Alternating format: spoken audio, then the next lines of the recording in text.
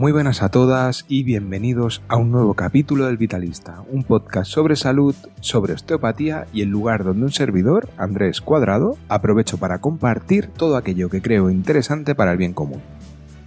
Antes de que empecemos, recordarte que si te está gustando el podcast y si te está gustando el proyecto, sería súper interesante y te agradecería enormemente que lo puedas compartir con aquellos a los que consideres que les pueda ayudar o les pueda aportar algo.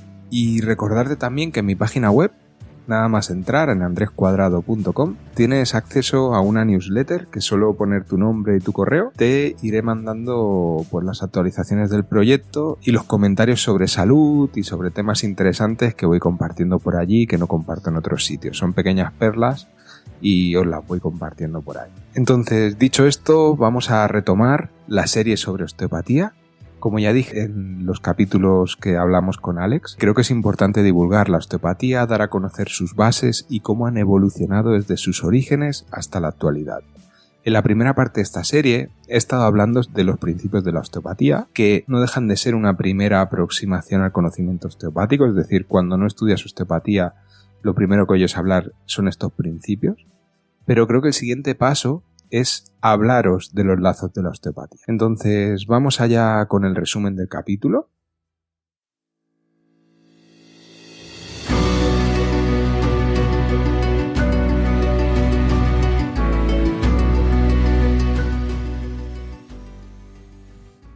En el capítulo de hoy vamos a hablar de un marco global de conocimiento, de la idea de fluir, de lo tangible de los lazos de la osteopatía. Acabaremos explicando un poquito el tejido o hablando sobre el tejido que lo unifica todo. Una muestra de nuestra carta de navegación. Os expondré un caso para ilustrar un poco el lazo mecánico de la osteopatía. Después empezaremos a hablar de los líquidos que transportan información, de lo interesante de facilitar la fluidez, de cómo nos sostienen los fluidos. Daré un pequeño comentario sobre el drenaje linfático osteopático y acabaré el capítulo dejando el tema en el lazo neurológico de la osteopatía con la intención de acabar escribiendo sobre ello, que ya lo tengo medio escrito y ya os los pondré más adelante, ¿vale? Pero no me daba para acabarlo. Así que sin más, os dejo con el capítulo. Adelante.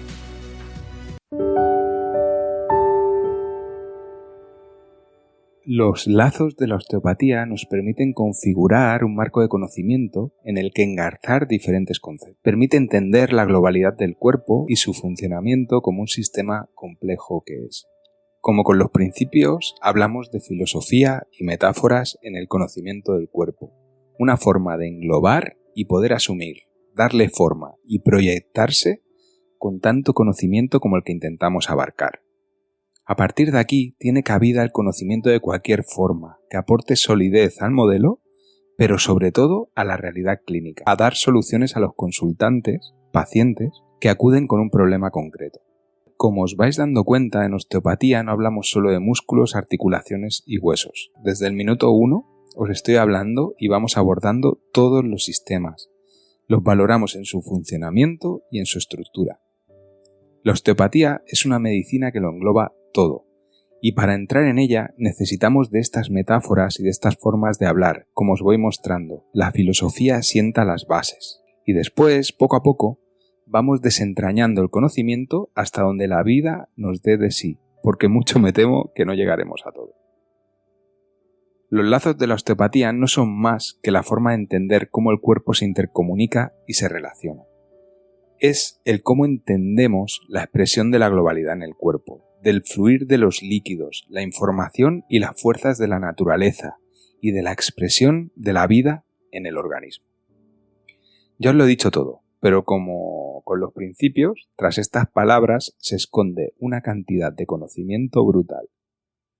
Los lazos nos aportan precisamente esto, la idea de fluir, la idea de la interconexión entre todas y cada una de las partes del cuerpo físico y de sus relaciones. Desde cómo entra la información, por ejemplo, a través de los sentidos, de la presión que ejerce el suelo sobre el pie, el viaje de esta información a través de los nervios y las respuestas en múltiples sistemas que vamos a elaborar. O la relación con el medio externo a través de las barreras, cómo esto se convierte en información a través de citoquinas que viajan por los fluidos. O cómo el cambio de posición o de tensión de una parte del cuerpo genera una serie de tensiones que alteran el posicionamiento o las fuerzas que llegan a otras regiones del cuerpo. Este viajar de información, fluidos y fuerza no deja de ser información bioquímica, mecánica, eléctrica, fluídica, información que va a entrelazar y a engranar todo el cuerpo, asociando órganos con diferentes funciones para dar lugar a un cuerpo, a un ser que funciona en armonía. No explico nada raro, os lo puede parecer por la metáfora, pero las vías y los lazos de los que os voy a hablar son plenamente tangibles.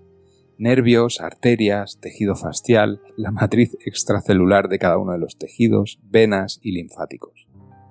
Esto es la estructura, pero vamos a entrar un poco en cómo entendemos la función. Si os parece, empezamos por el lazo mecánico. El primero de los lazos que os voy a explicar y el primero en el que entramos los fisioterapeutas y osteópatas es precisamente este lazo mecánico. La unión biomecánica de todo el cuerpo. Mucho hay que decir aquí, pero tampoco es esto una formación de osteopatía. Simplemente deciros que desde la punta del dedo del pie hasta la punta de los dedos de la mano y a la parte más alta y externa del cráneo, hay muchos tejidos que tienen una continuidad completa. Un hueso acaba donde se une con el siguiente. Un músculo acaba en el tendón donde va a insertarse en el hueso. El hígado acaba en la cápsula de Gleason que lo envuelve. Pero a todos estos tejidos los recubre lo que Steele denominó, que no es que lo inventase él, pero lo que Steele insistía y llamaba la fascia, ¿sí? El tejido conjuntivo o tejido conectivo, como queráis o consideréis llamarlo. Toda víscera, desde el cerebro al tubo digestivo al corazón, tiene un recubrimiento de este tejido. Cada fibra muscular, cada haz de fibras, cada músculo tiene una fascia de recubrimiento. El recubrimiento del cerebro se continúa con el recubrimiento de los nervios, tejido conectivo que llega hasta la última célula, que recibe la inervación sin ningún tipo de discontinuidad. El tejido conectivo tiene mayor o menor elasticidad o resistencia según el órgano al que sostenga y proteja. Encontramos unas propiedades u otras, por ejemplo, las meninges son menos elásticas y más resistentes, mientras que el tejido que sostiene el músculo permite más recorrido y elasticidad. Recordad que la forma se ha ido creando y sosteniendo a medida que se ha ido haciendo viable durante la evolución. ¿Qué ganas tengo de hablar de ello en profundidad? La biomecánica nos da las bases para entender el ser humano en pie, su relación con la gravedad y a nivel clínico, cómo se encaja y cómo vemos al paciente que nos llega a nuestra consulta.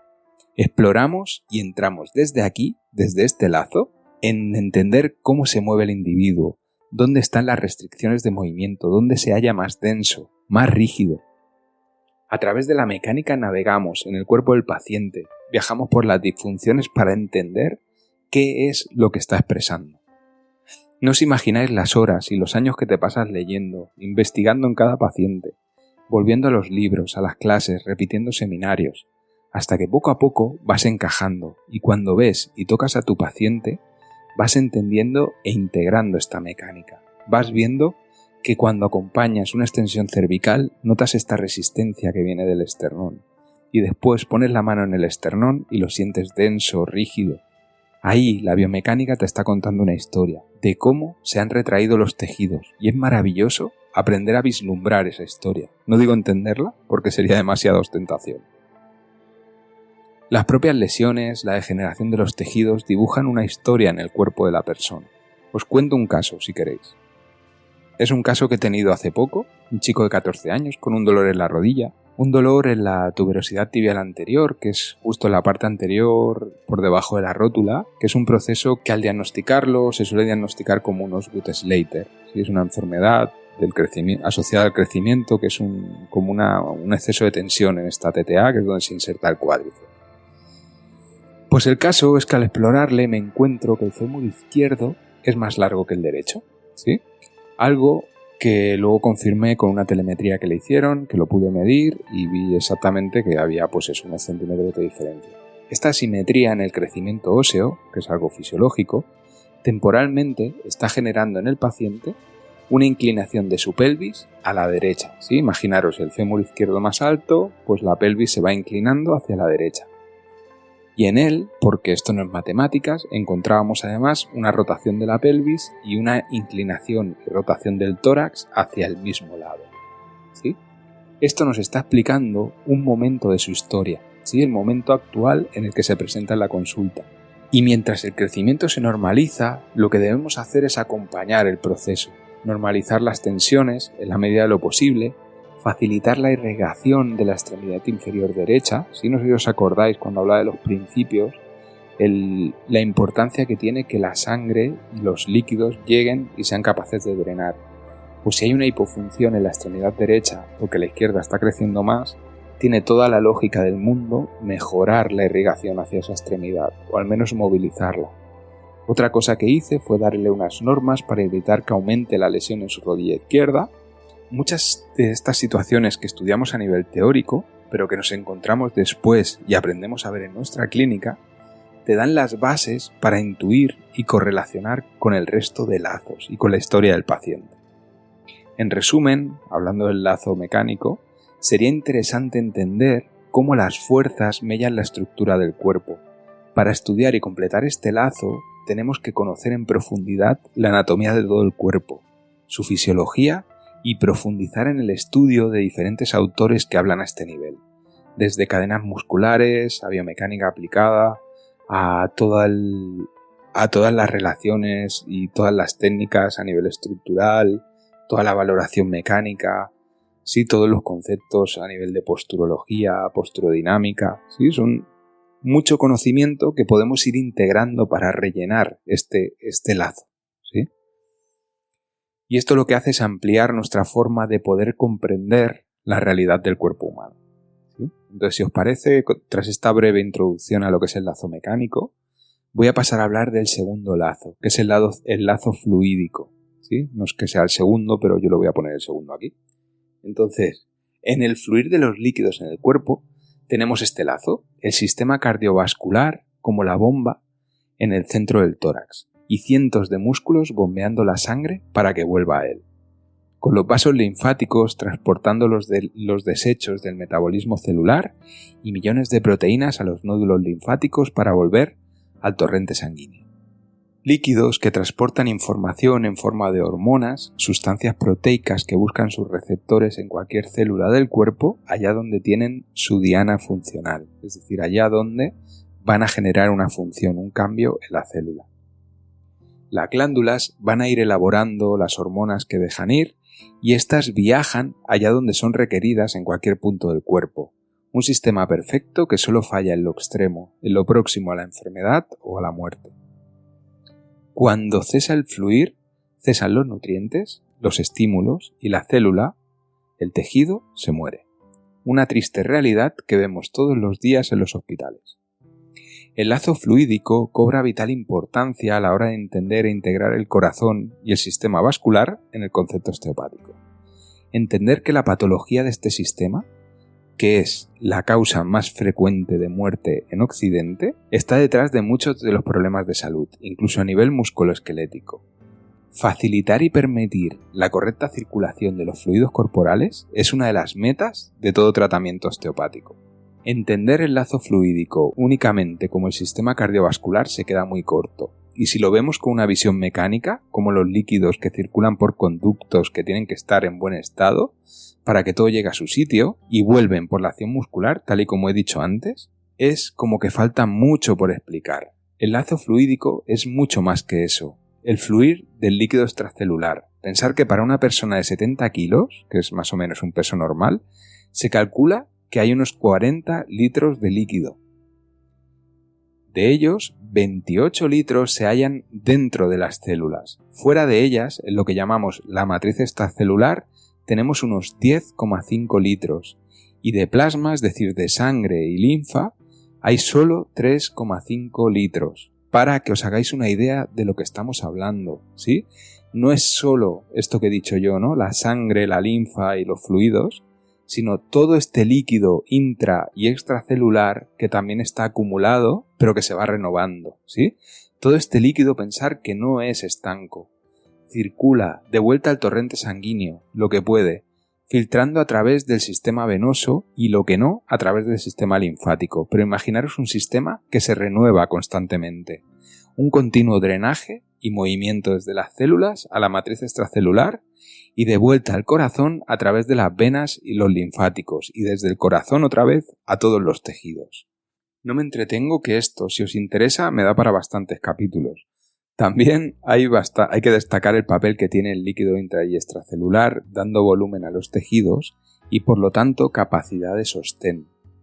Además de ser el lugar donde fluyen las fuentes de nutrientes y se vehiculiza la información entre células vecinas y con células a distancia a través de hormonas y citoquinas. El lazo fluídico tiene vital importancia para entender el sistema inmune. Cuando hablamos de este sistema inmunitario, una de las herramientas que tenemos los osteópatas y que nos da buenísimos resultados es el drenaje linfático osteopático. Una serie de técnicas que tienen como objetivo movilizar el líquido contenido en los tejidos, estimular los órganos clave de la inmunidad y activar los mecanismos inmunitarios de autorregulación. Explico esto porque es un abordaje a nivel fluídico muy interesante y fácil de entender. Lo que buscamos es movilizar el líquido, pero a su vez estimulando los órganos como el hígado, el bazo y el intestino, para generar un repunte leucocitario y facilitar procesos de autorregulación que dependan del sistema inmune. Ya os he hablado bastante, pero aún me queda mucho, del sistema inmunitario, y os dije que es un sistema con muy poca estructura pero con mucha función. Para llevar esto a cabo, necesita de mucha capacidad de movimiento, de desplazamiento de sus células, y esta función inmunitaria la entendemos dentro de este lazo fluídico, ya que es a través de los líquidos corporales donde viajan tanto las células inmunitarias como las inmunoglobulinas que éstas secretan, o las citoquinas que aportan la información para modular, activar o inactivar el sistema inmune. Y una de las cositas que me voy a guardar, aparte del lazo neurológico, es el abordaje craneal, donde el fluir de los líquidos es vital, y os hablaré del líquido cefalorraquídeo y de su fluir y su función, pero eso será otro día. Me dejo para el final el lazo neurológico, pero esto será otro post y otro capítulo, porque aquí hay muchísima chicha, y es un tema que estoy trabajando mucho y poco a poco lo quiero ir introduciendo. Imaginaros que os he explicado este lazo neurológico, y con estos 3 lazos lo que hacemos es ampliar el concepto osteopático, la filosofía de la osteopatía que nos permite ir sumando conocimiento para cada caso, para cada técnica que aprendemos, para cada nota de conocimiento que procesamos. Digamos que la fisiología, su estudio, nuestro amigo el Guyton nos permite entrar a rellenar, darle grueso a lo que incluimos en cada lazo, la función específica de cada órgano, parte o sistema corporal. Pero el concepto de los lazos nos permite encajarlos entre ellos y conocer las interfaces que vehiculizan los resultados de cada proceso de secreción glandular, de cada estímulo y respuesta neurológica, y de cada compensación o cambio de tensión mecánica. Desde luego, un tema apasionante para un friki como yo y sobre todo, un marco conceptual que tiene aplicación directa en la clínica, que es lo que cualquier sanitario busca. Sin un remedio mágico, algo tangible, palpable y que acompaña el proceso y la vida de todo ser humano que se acerque a nosotros. Lo vamos a dejar por ahora. Si has llegado hasta aquí es que algo te ha gustado. Te animo a que lo compartas con quien consideres que pueda interesarle. Si te gusta el contenido no dudes en comentar o darle una buena valoración, piensa que me ayuda para ir escalando un poco el blog y el podcast. Hay mucho por decir y muy interesante. Sin más, gracias por tu atención, ha sido un placer y hasta siempre.